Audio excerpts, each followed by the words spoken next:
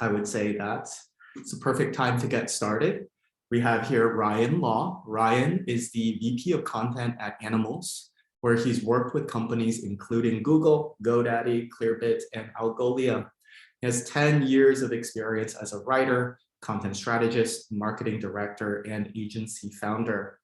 Animalz, have you not heard of it, is one of the top content marketing agencies out there.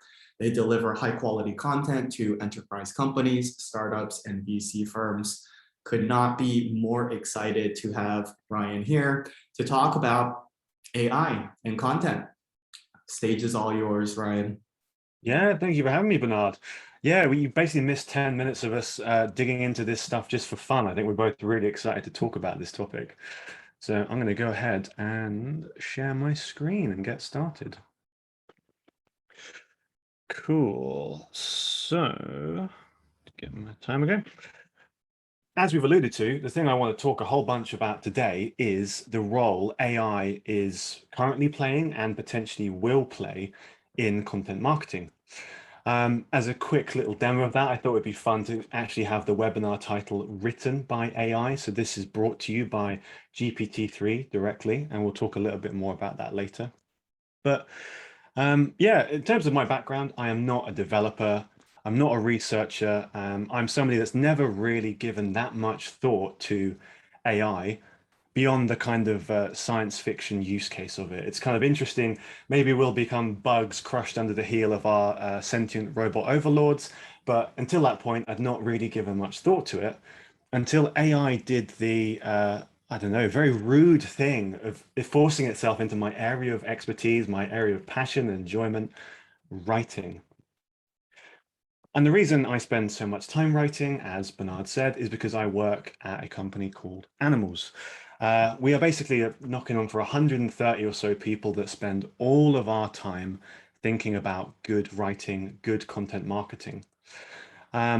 And when you've got that many people thinking about writing, spending that many hours cranking out blog posts, we're very attuned to any new tools and technologies that appear that can potentially make that process a little bit easier, a little bit more enjoyable, a little bit more productive.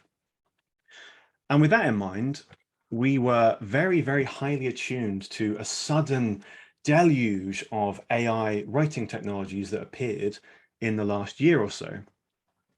AI has actually been involved in content marketing for quite a long time.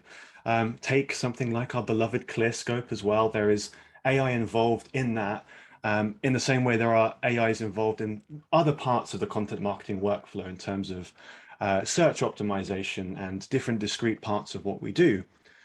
But these tools were set apart because they are muscling in on the thing that we do, the kind of territory that we've claimed for ourselves as human beings.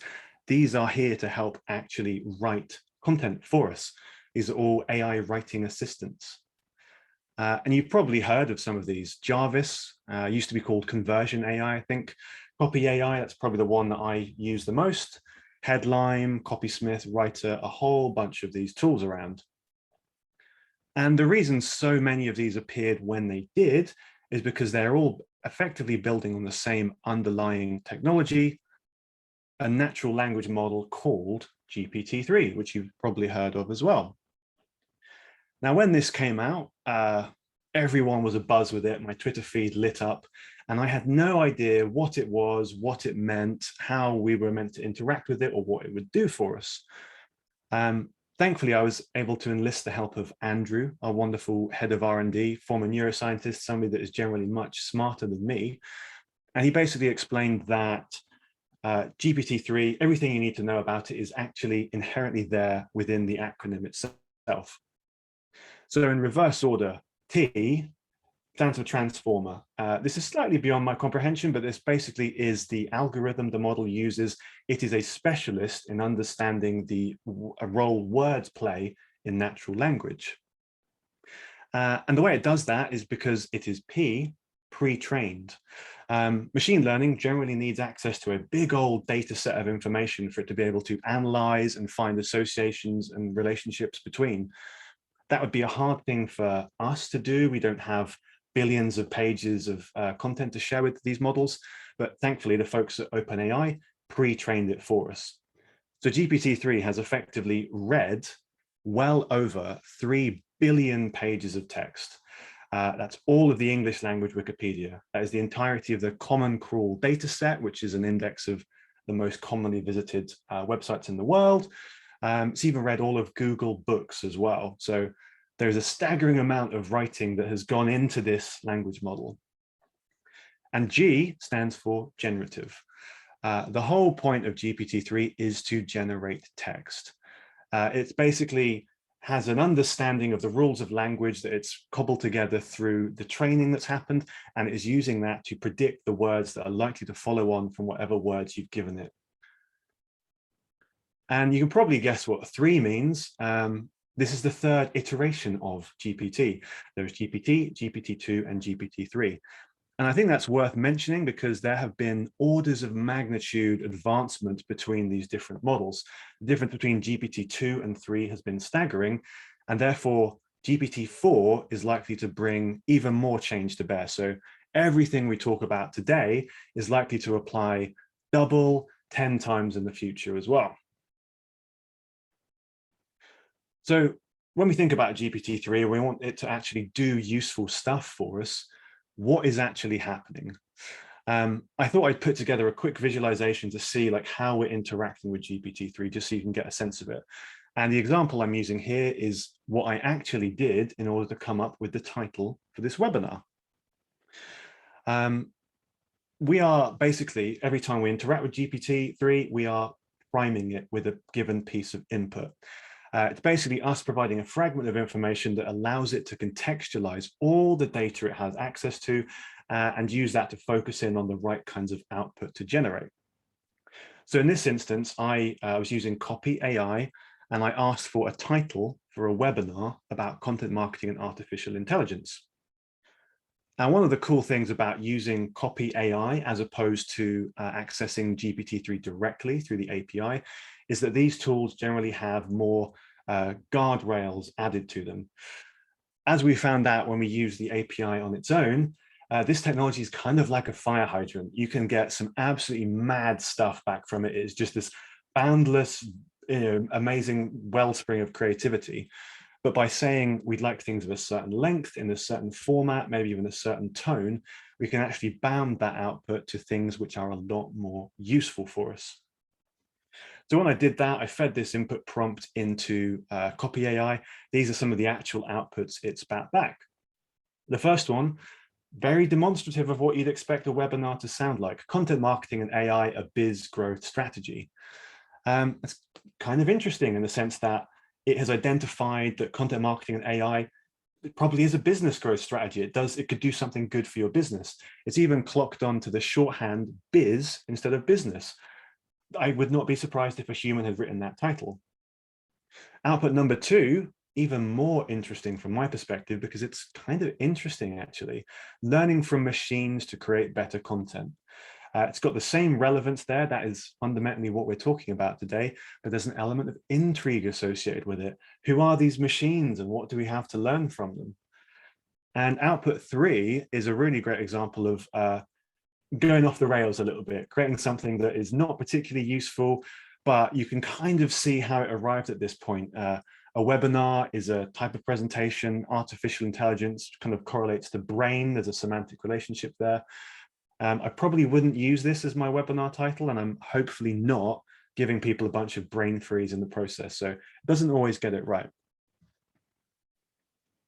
But the cool thing is, even in its current form, interfacing with it through these tools, there is actually a lot that GPT-3 is already very, very good at. So I picked out 6 or so content-related use cases that I think you can go away and probably use this technology for right now. Probably the archetypal use case is product descriptions. If you imagine an e-commerce site with 1,000 different SKUs of inventory, that's somebody's job to go away and write interesting, vivid, engaging descriptions for every single one of those products. And that kind of sucks for somebody to have to sit down and do. This is one of the features within Copy AI. I actually asked it to generate a product description for me, and the only input I gave it were these 4 words: a personalized leather satchel. And this is literally the first output it generated for me, and it's pretty darn good. Opens by describing something that's stylish, practical, and luxurious, all things I would want from a leather satchel. I'm not a big fan of it repeating the word stylish twice, but you know, can't have everything. I can edit that out easily enough. It's then even gone as far as trying to brand our satchel for us. It's called it the Elliot satchel. It's obviously realized that this type of writing commonly has brands in it. So it's actually gone out and it's created a brand for us to use if we wanted to do that.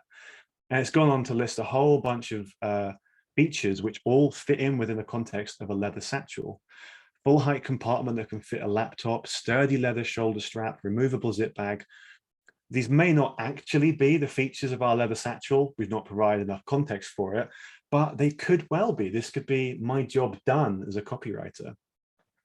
And then even a nice inspiring concluding sentiment about Italian leather, handcrafted by skilled artisans, made in that lovely fancy place, England, where I hail from.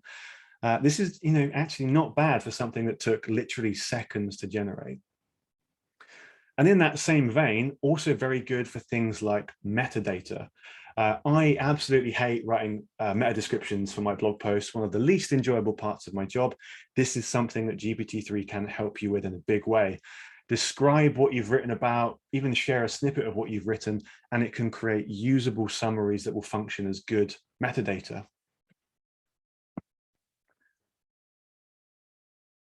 Probably the most fun thing we did with this, we got access to GPT-3 when it was still in beta. So we were accessing it directly through the API. Thanks to Andrew again, couldn't have done that myself. And one of the things we did was we fed it a bunch of tweets from Slack's Twitter account.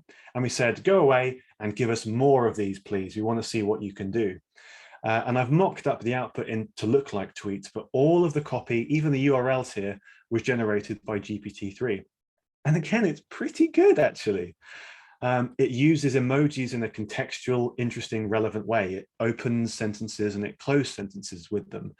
It's included topics that are relevant to what Slack talks about in terms of releasing an emoji pack or work-life balance and remote working and those kind of things. And it's even gone as far as adding URLs into situations where you would expect URLs. And one interesting aside here, actually, it generated these URLs effectively randomly, but they linked out to actual websites. So we had to redact these before we use them, because if you just publish this verbatim, you'd be linking out to who knows what on the internet. Another thing you can do with that is build out website copy as well. If you describe a product or a service, it can very easily generate ideas for you to use as titles, value propositions, even hero text as well. And probably my favorite use case, the things I would probably actually advocate for using it with, titles and headers. This is, when I think about the most successful blog posts I've ever written, most of them are the ones that had good titles. And I know to come up with that one good title, I often had to come up with 20 or 30 different variations of that. But one of the quirks of the human mind is that as soon as you come up with one idea for a blog post title, it's very hard to then put that aside and come up with 19 other totally different variations. And what normally happens when I ask people to do this exercise is you end up with 20 variations of the same theme. GPT-3 does not have that problem. You can give it an input prompt in terms of a title, and it can spit back infinite numbers of titles that are very creative, very different, and can serve as really good inputs to your own brainstorming process and help you out of the kind of mental rut you've created for yourself. And that can even be used to come up with topics to write about as well. We are big fans of a blog, a company called CB Insights. They do a really great job at mixing data analysis with big, heady kind of journalistic topics. We fed it 5 titles actually from the CB Insights blog, and we said, give us some more ideas, give us some stuff we can write about. And almost without exception, the topics it came up with are things that would have fitted on the blog. 300 companies using machine learning to better understand and serve customers, 50 startups and projects redefining retail. There's no guarantee that there's actually like a story within these. Maybe we wouldn't want to write them, but we could. They fit and they serve as a really useful prompt for us to latch onto and think maybe we should go out and do some reading and research here. And so far, we have talked about kind of content adjacent processes, little discrete parts of our workflow that we can expedite with AI. But what about the big meaty thing? What about the big payoff, the big mother lode? Can GPT-3 write whole blog posts? Can we retire? Can we hang up our pens and let AI do our job for us? As a team of, again, 130 people that write blog posts all day, we really wanted to know the answer to this. So one of the very first things we did when we got access to the API was try and write an entire blog post using just GPT-3. And the way we did that was bootstrapping it. We basically gave it a very simple input prompt, for example, a title, GPT-3 and the future of content marketing, very meta. And whatever output it generated for us, we fed back in as the input prompt for the next go round of generation, with some very, very minor curation of the output as a result. And we did that until we had a fully fledged article, some 1,500 or 2,000 words, generated in an absolutely minuscule fraction of the time it would have taken me to write it, for example. And armed with that, we did what we always do with every blog post, and we submitted it to our editing team to see what they thought. So Gail, our wonderful director of quality, did not like it. She did not like it one bit. This is a screenshot of the actual doc. We tagged her in and asked her to edit. All of those yellow and red and those comments are things she was calling out as being pretty darn bad. Few of the comments, there are lots of instances where GPT-3 would just meander away from the topic at hand and say something that didn't really fit in with what we were trying to communicate. There were some sentences that literally fried Gail's, well, I'd say figuratively fried Gail's brain. Stuff like, our future will not be dominated by machines. Kind of cryptic. I'm not entirely sure what to make of that sentence. And probably my favorite bit of feedback Gail left, the reasoning is dizzying and illogical. A paragraph will begin by stating that X is true and end stating that X is false. My brain hurts. So she generally had a very rough time trying to edit this and try and get it into shape. And it was not even slightly comparable to anything any human writer we've ever worked with would have created. And there were a few kind of common themes. We went back and we looked at the feedback, areas where it was not particularly strong. One of the things that sets human writing apart from, well, any other forms of writing is our ability to construct narrative. We can take individual ideas and we can group them together in a cohesive, coherent story. And that is something that is very, very hard for GPT-3 to do. It is excellent, as we've seen, at generating little fragments, self-contained pieces of information. But as soon as you ask it to do that at any great length, the relationship between those, the associations kind of get very blurry and fuzzy and messy. And the end result is something that's quite hard to read and also not particularly persuasive because there's no narrative binding it all together.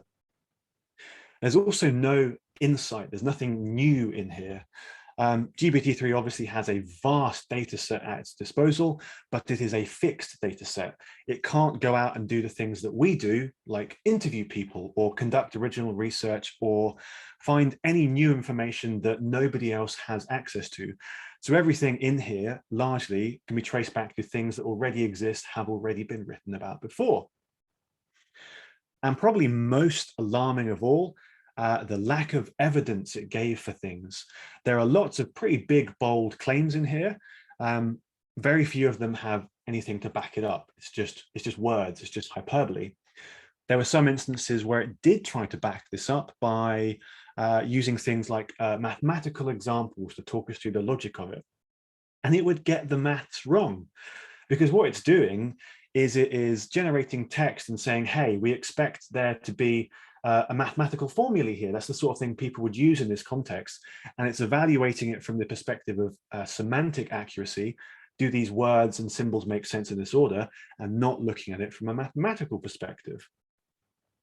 And there are even some cases where there would be amazing, really interesting, pithy quotes attributed to real people and real brands.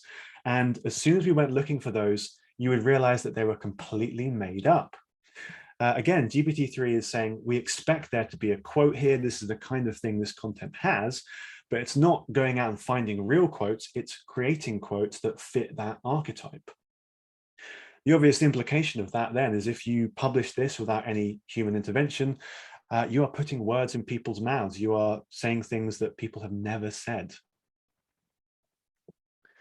And this is before we even touch on the big meaty topic of AI, which is bias. The hopeful end state of humans writing is that we are able to use our critical faculties to evaluate what we've written and make sure there are no unintended consequences to it. There is nothing harmful that's happening as a result of the words we've put on paper. That doesn't always happen, but we are theoretically capable of doing that. That is much harder for something like GPT-3 to do. And although it has access to all of the world's best writing, the works of Shakespeare, for example, in its data set, it also has access to much of the world's worst writing in that vast data set as well. So without any human intervention, much of the bias that exists in the web in its current format can make it through into this AI-generated content. This is from a piece of research that came out quite early on in the wake of GPT-3, just looking at different types of bias in what it generated. And this particular example was the descriptive words associated with each gender, male and female in this case. There was quite a staggering gulf in the words used. It was pretty terrible. Male descriptive words were things like fantastic, protect, jolly, stable, personable. And the most common words associated with women were things like bubbly or naughty or pregnant. There's obviously a huge gulf there. That is not okay. And without anybody to filter through this information and make sure this isn't working into the end product, GPT-3 and AI models like it can perpetuate harmful bias as well. So reflecting on all of this, what is GPT-3 good at and what is it bad at? Andrew, again, he's the master of the 2x2 framework. He reflected on our experiment with it and he came up with this beautiful way of summarizing what this stuff is good at. He basically characterized it as GPT-3 thriving in these short creative quadrants of this. So imagine two axes, long content up here and short content down here, factual content like news, for example, and creative content like poetry over here. GPT-3 is very good at creative and short, as we've seen. It can create paragraphs that are compelling, interesting, sentences that flow and are really interesting, and it is often free from much of the creative restraint that humans have, that we impose upon ourselves. But as we've also seen, it really struggles to weave that together into a long-form cohesive narrative, and it often creates things that have the appearance of fact, but are not factually accurate. I would characterize this then as very great for lots of little parts of content marketing, but not necessarily good at writing whole blog posts, at least not in its current format. But that is not to say that people are not already trying to do exactly that. So this is a bit of research from a wonderful SEO I follow on Twitter, a guy called Jake. He has been digging into a few blogs that he suspects are scaling their content operations on the back of AI-generated content. Now, the obvious caveat here is that there is no guarantee that this is AI-generated content. There are no, as we'll touch on later, there are no necessarily obvious hallmarks of that, but it is definitely possible, even likely, that this is AI-generated content. This one example was particularly compelling. In the space of a few months, this site had racked up 550,000 index pages, an average of almost 800 words per page, and keyword rankings of 4.3 million keywords that content was ranking for. Jake was quick to point out that these were not like big money terms, no big head terms. These were like very small long tail terms, but still in aggregate, those rankings were generating 1.3 million page views per month. And they were doing that to monetize through display advertising. So really interesting use case. you may kind of think, all right, this is a slightly different use case to what we do as content marketers. This isn't going to be a replacement for what we do. You can get away with slightly worse stuff if you're monetizing through display ads, whatever. And I would kind of disagree with that, actually, for a few reasons. The big thing I hear whenever I bring this topic up is that, Ryan, you've just spent so long explaining why AI content isn't actually very good. It's just not going to be good enough to rank. It won't perform the way we expect it to. And I would say, yeah, AI content is bad, but so is most human content. If you spend any time looking at these search results for almost any query, the same problems that plague AI-generated content plague human-written content as well. Lack of narrative structure, poor evidence and citation, lack of original insight and information. The content, the words we write on a page are very important for ranking, but there are also other ranking factors that go into the total puzzle of what determines whether something ranks or not. If bad human content already ranks very well, I think there's a good argument that bad AI content will also rank in some capacity. The next refutation is the idea that, well, you can't just publish a blog post and have good results. There needs to be some kind of guiding strategy, some direction behind it. And there's this idea of cutting the Gordian knot. Somebody gives you a really big tangled knot. You can either spend ages trying to untangle it, or you can cut straight through it. And AI lets you cut through this Gordian knot in a pretty impressive way. Take keyword research. You can either sit down and spend a lot of time researching the best keywords for your niche and your industry and prioritizing which ones you want to write. Or if you've got AI, you can create content for all of them. Why bother filtering 1,000 keywords down to 50 if you can generate 1,000 articles at the click of a button? Is a slightly hyperbolic example, but I think this is totally possible. Companies will have a go at doing this in some format. The next line of defense is obviously plagiarism. Google is very hot on plagiarized content. There have been many updates over the years that have tried to penalize plagiarized content. This type of content is going to fall foul of that as well. And I've got bad news for you on that front as well. GPT-3 is not spinning content in the way we normally think of spinning content. It's not taking words and then rephrasing it in a way that is similar and could be detected.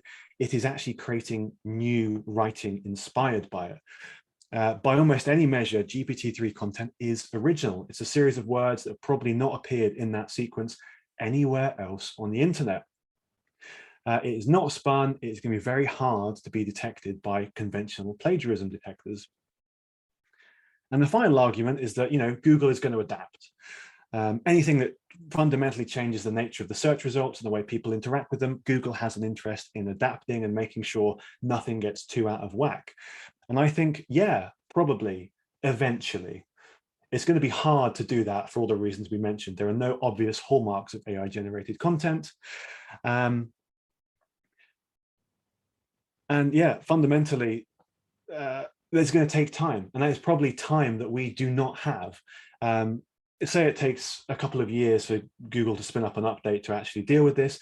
That is time where your competitors could be building a unbroachable moat of backlinks that you cannot compete with, that could make life very, very hard for you in the future.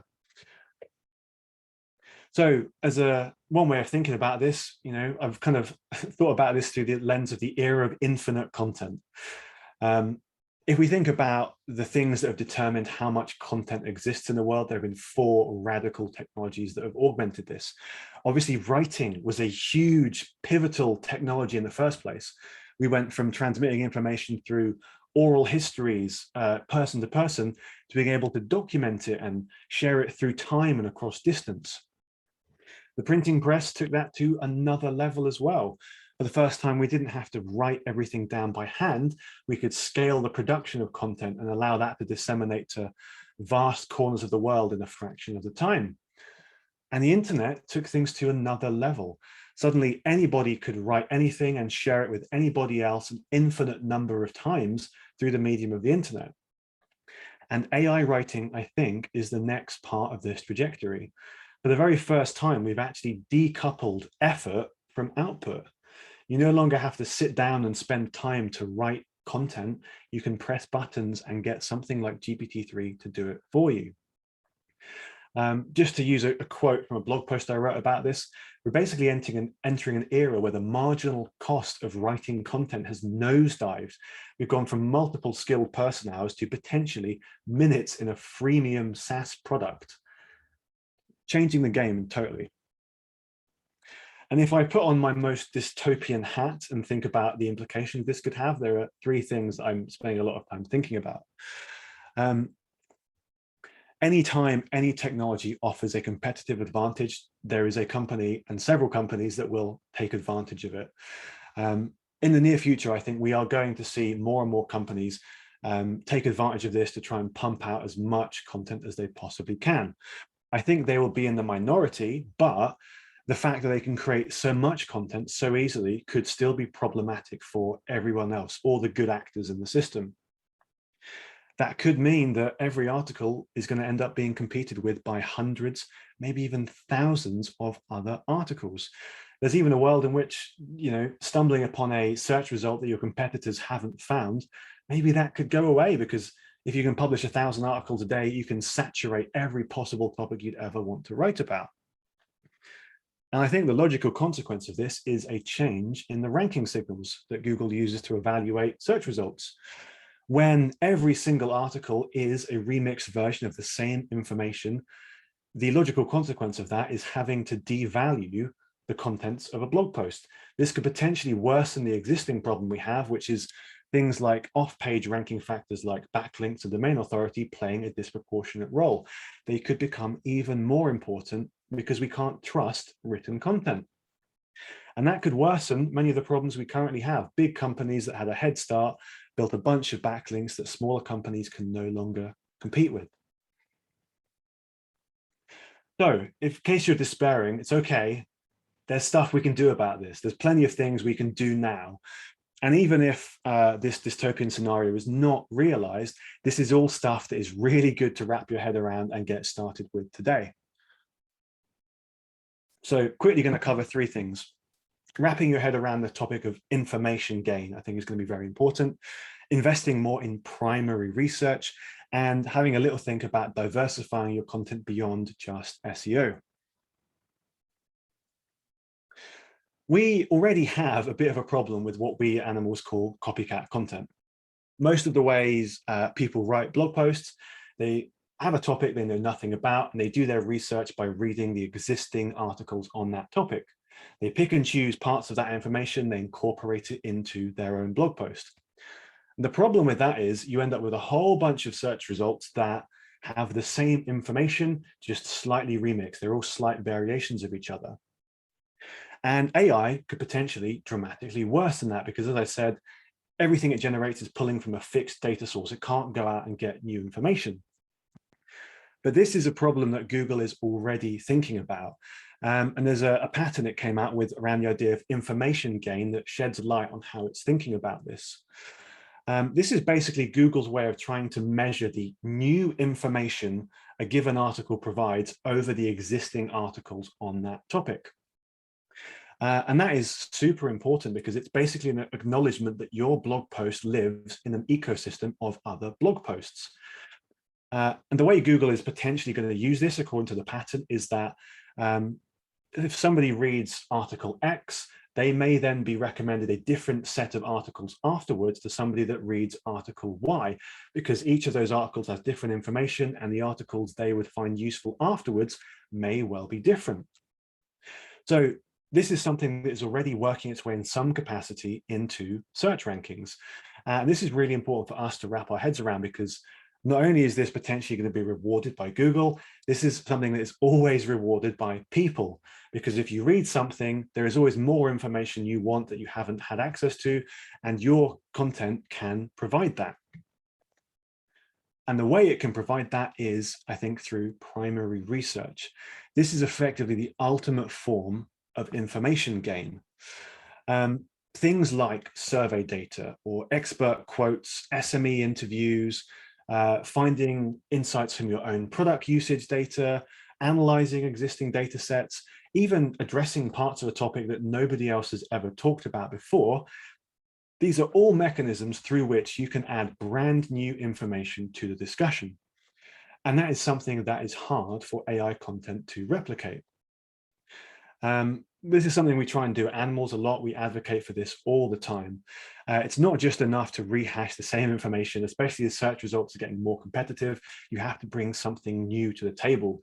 And going out and doing the slightly hard but amazing thing of getting primary research is a defensible way of doing that.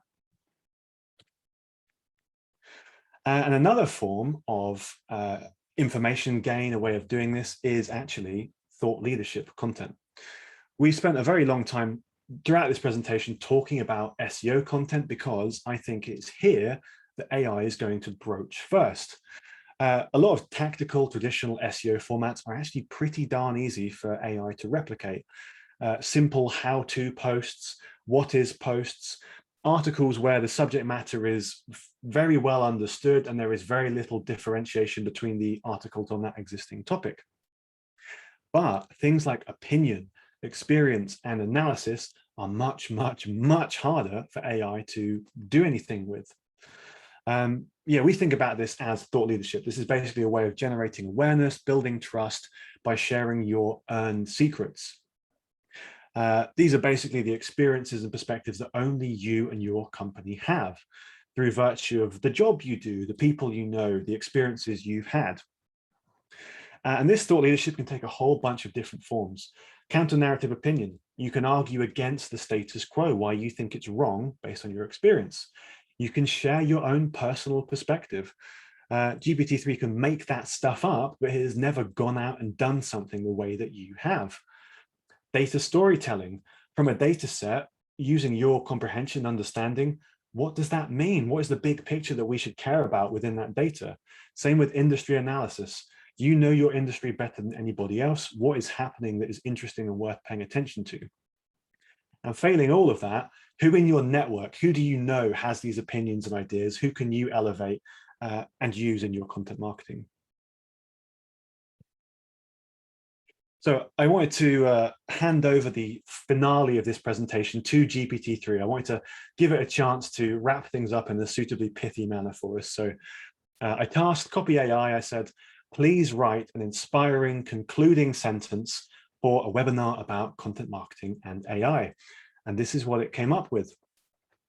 The truth is that we don't know what the future may hold for AI and machine learning algorithms. That's true, very true. However, one thing is certain. In a content world where a tsunami of information threatens to drown the audience in meaningless facts and jargon, a creative strategy that uses an intelligent reasoning machine is a blessing in disguise. And apart from being like actually fairly interesting and not badly written, I like this. I think this is actually pretty true. And that leads me to the thing I want to leave lodged in your brain as my final message on this topic. There is a vast difference between AI-assisted writing and AI-generated writing. AI-assisted writing is, I think, the best use case for something like GPT-3. Humans are still doing the heavy lifting. We are still creating cohesive narratives. We're still vetting things for accuracy, but we are using it in areas where we are weak. Brainstorming, coming up with titles, new angles, new pitches, even automating some of the parts of the process that don't require much skill. I think the problems emerge when we rely solely on AI-generated writing, when we say, hey, go away, write a big long form thing, and we don't bother vetting it for accuracy or interest or narrative structure. So if you want to go and get started with GPT-3 today, and I think you probably should, this is the way to do it. Use it to augment your workflow, use it to become a little bit smarter and hopefully a little bit more creative in the process. That's what I'm trying to do with it as well. Cool. Thank you for sticking with me for 40 odd minutes of ranting.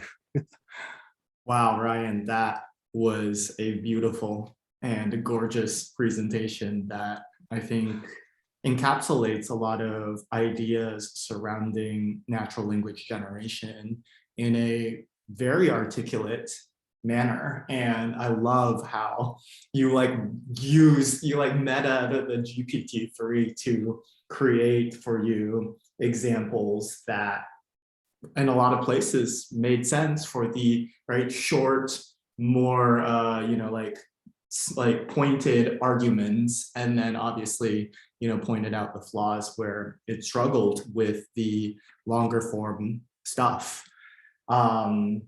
Yeah, I would say I echo a lot of the same sentiments as somebody who has created a tool which you could say encourages copycat content to a certain degree.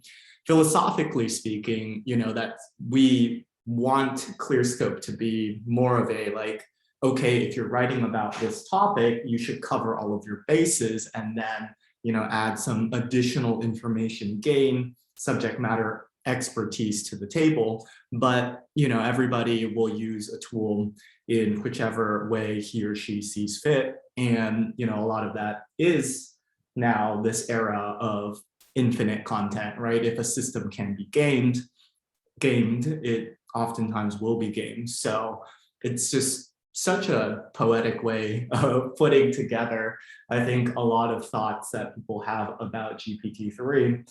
And I think that, tactical SEO practitioners that veer more on the gray or black side of things, yeah, you can totally expect them to be spamming the internet even harder than it currently is. So lots of great points. We do have a couple of questions so far to kick off the Q&A session.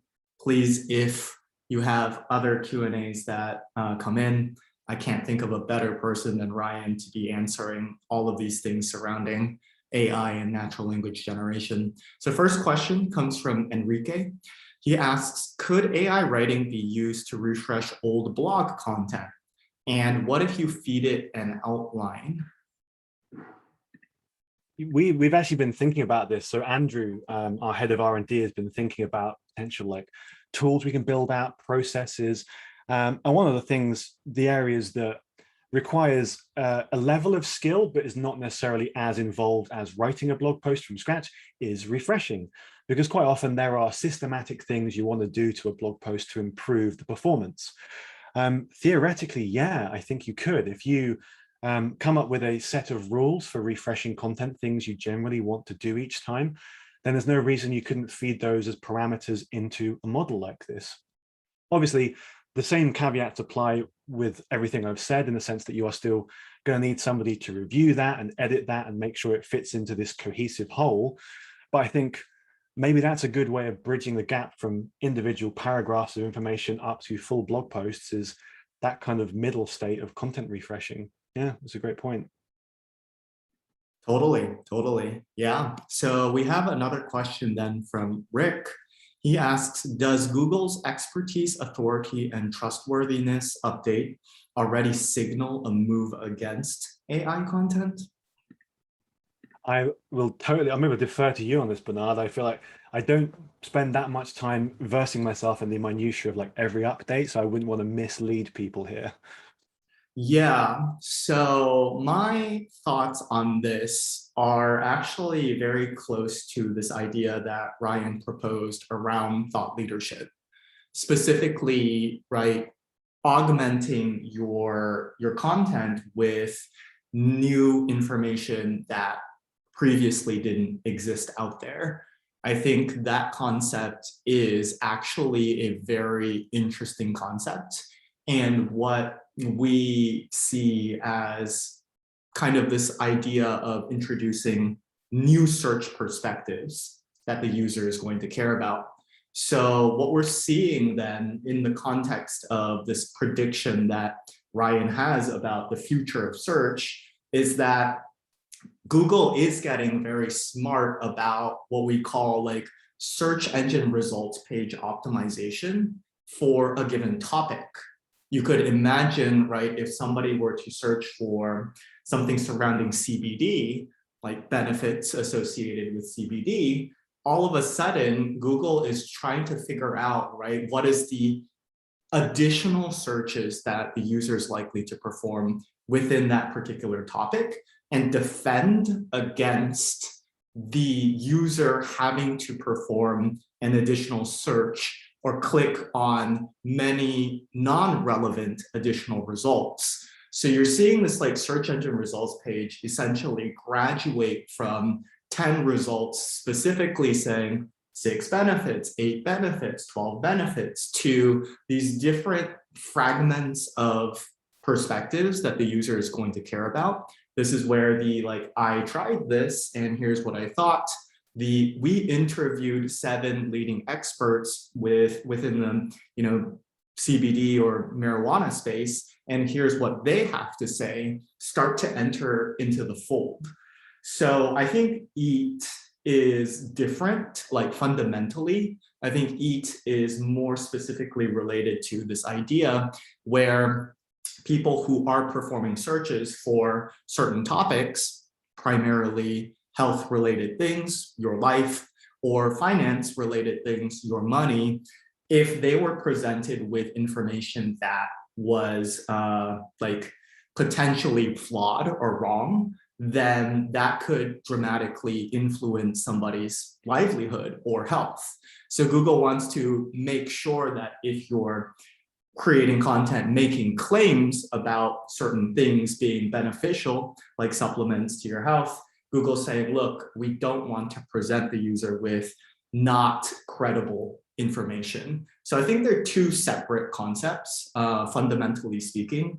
And we're seeing, I think, GPT-3 skew Google search results to like a more diverse set of perspectives that the user cares about, whereas the expertise, authority, and trustworthiness update was more about making sure that should content make claims about things, that those are more likely to be factually correct and credible sources. All right, we have a comment from Sonia. Awesome presentation. She missed the first few minutes. How do we access GPT-3? Yeah, good question. So the way I've been using it recently is through one of these tools I mentioned earlier. I've been using Copy AI as an access point. It's very fun to play with. I recommend it. There are lots of others, very accessible. The way we started with it was actually accessing the API directly. That was less good for me because I'm not very technically competent, so I had to rely on other people to help me set that up. So if you want like a really low friction way of getting started with that, yeah, check out one of those tools.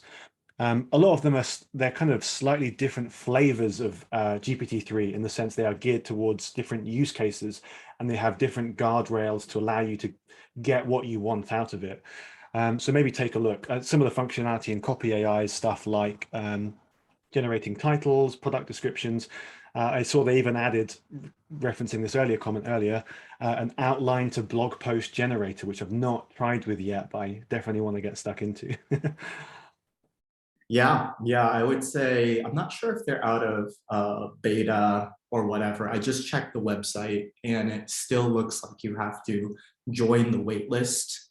I got access fairly early as well. GPT-3 has explicitly said the use of a GPT-3 to spin content for search engine optimization is explicitly disallowed. I believe the way that tools get around that idea is that they, like GPT-3 will cap the amount of text that you're able to generate at a certain amount of, they call it like tokens, which represent like word fragments. So the way that a lot of tools get around that parameter is that they just simply have GPT-3 create 300 to 500 words. I don't know what the exact like hard limit is, and then it stops. And then literally all you need to do is click another button and then have it generate an additional 300 to 500 words. And that is an acceptable use case of GPT-3 as deemed by the OpenAI team. So you can imagine tools then can just say, okay, like, does this look good? And then as long as you hit a button that's like, yes, continue, then basically you'll be able to use GPT-3. In terms of pricing, there's different models associated with GPT-3. Their most like super one is probably going to be called the Da Vinci. And it's not cheap. We'll just put it that way. It's not expensive in the sense that, paying Animalz or consulting with them is not, cheap, but it's a lot cheaper than that. But it's actually, to create a nice, piece of content, it could run you like $5 to $10 or something like that. All right, one last question so far from Victor. He says, when you experimented with AI content, what was your most significant turnoff? Probably the thing I mentioned actually about it creating quotes from people that have never been made before. I think because at Animalz, obviously, we spend a lot of time validating everything we write, ensuring it's accurate, ensuring it's cited properly. And there are a few things more abhorrent to us as a team of writers and editors as something which is wrong or is a lie or actually puts words in other people's mouths. And that is actually potentially a very, very damaging thing.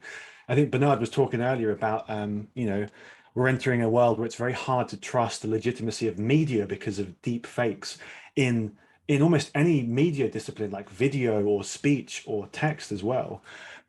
When you can't trust the provenance of a piece of writing, I think that is dramatically undermines the trust of any brand that publishes it. So yeah, the ability to create quotes and attribute it to people that have never said that was a huge, huge turnoff. And just the other thing is, narrative structure matters in content. You quite often see search articles which are like mini snippets of information that match different intents, so you can kind of jump between them. But as soon as you try and read the whole thing together, it's not interesting, it's not cohesive. As somebody that spent my whole life writing and trying to improve written content, that made me very sad. So yeah. Yeah, that the citation or just making stuff up is sort of problematic for sure. I would be very turned off by that. But I think, in terms of having it spark ideas and to help with brainstorming, whether that's headers, outlines, title tags, I think that makes a lot of, or concluding sentences or paragraphs, right? It's just sort of like, okay, I'm stuck, I'm hitting some writer's block. Like, okay, like, well, give me some ideas. Like, that makes a ton of sense, I think, for the current state of GPT-3. I think maybe GPT-4 just changes the ball game completely. Or I can imagine there's probably other academics or commercial people out there working on some kind of GPT-3 competitor that uses probably like a different model or something like that. All right, maybe last question, depending on if y'all have anything else. How do you guys envision the future, 5 to 10 years, of AI-assisted or generated writing, and how would it impact content professionals in general? Well, I mean, maybe thinking on a slightly longer time horizon, like what you were just talking about there, Bernard, I actually can see a world where AI does a very good job with all forms of written content. I think the level of generation we've seen with GPT-3 was just mind-blowing to me when I came across it. I was writing a novel at the time and I fed it some lines from that to see what it spat back, and it was really good. The idea that AI could do that in a fraction of a second like blew my mind. I can actually see the development from that. I see no reason why it couldn't do as good a job as lots of human writers with a bigger data set, more processing power behind it. The thing is, I don't think a lot of people are scared of that, and I totally understand that. This is the thing we know best. This is our livelihood. But for one, these changes always happen gradually, and human beings, we're adaptive. We find ways to fit around these new technologies to make them work for us. And secondly, I think the reason we spent so much time learning about this is because I think it's good to run at the things that scare you sometimes. If this can work for you, if you can learn a new skill or develop a new way of operating that other people aren't doing, that is a competitive advantage for you in whatever AI augmented future exists. So the more scared you are of it, maybe the stronger you should consider actually getting stuck in, having a play with it and thinking about how could I use this in my life somehow.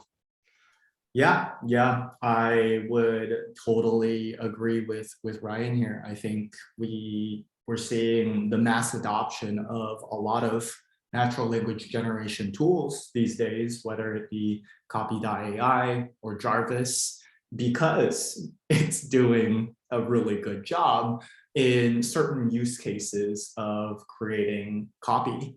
I do feel, though, that there is this societal shift, we'll say, that I think has been happening, which is that people are becoming a lot less trustworthy of content in general. And as a way to continue to get content that they deem to be high signal or to be trustworthy, what they're instead doing is they're turning towards communities and influencers and saying, look, right, Tim Ferriss or Gary Vaynerchuk or Joe Rogan, like what you're saying, I simply whitelist. And I think maybe a way of thinking about this paradigm is when in the early days, it was just the printing press or traditional media before the internet, everything was default whitelist, and then you would maybe blacklist off The Boy Who Cried Wolf or certain like outlets that you just said, okay, like, I don't trust them. I think with the era of the internet and now infinite content, we're moving towards a society where a lot of people are default blacklist everything, and I will choose to whitelist the super path community or Ryan Law on Twitter or these kinds of things. So this then, in my opinion, is actually a great nod towards, again, this idea of just general thought leadership, right? If you're creating unique, interesting content with no purpose of specifically ranking on search engine optimization, I feel like you're actually then breaking through the noise in the sense that people will resonate with the authenticness, perhaps share it with their audience or within the communities that a lot of people are opting into. And as a result, I also see search kind of evolving towards that, right? It's still extraordinarily difficult for AI to form an opinion, to make a compelling narrative of a case by pointing out evidence that is fresh and unique. So I feel like people are like gravitating towards that, and user engagement signal ultimately from Google itself is very difficult to gain, right? You can spin a bunch of content, but at the end of the day, if a user lands on your page, looks at it, says, okay, this doesn't make any sense, and leaves after 20 to 30 seconds and clicks on another lower ranking result that seems a lot more thought out and actually is, you can expect that that content will basically come to light and do a lot better from a search perspective, and also just from an audience and community engagement perspective. So I guess all of that to say, content, because it's becoming a commodity, it's then very polarizing in terms of what the outcomes are going to be. And the companies that basically take a stance to say, look, I'm going to invest in quality content at the end of the day, I think will still stand out. Whereas, yes, a lot of people will compete for, the bottom end of the content market, but, it's quality over quantity, I think. I desperately want to write a blog post called "The Default Blacklist" now. That's a great hook right there. I love it. I know that it's so many things that you were saying in the presentation. Oh, like you have such good metaphors and analogies. Like I'm just like, I want to sound like Ryan. Yes. Well, we are at time again, Ryan. Oh, that was truly a well thought through presentation from just a really high level, and I count me a big fan. I'm gonna link everybody who talks about GPT-3 to this recording and the slides. Oh, thank you so much for having me. And yeah, kudos to Andrew and the whole Animalz team for making me smart enough to actually string some thoughts together on this topic. Totally, totally. All right, well, take care, and I'll follow up with you shortly. Awesome. Thanks, Bernard. Thanks, everyone.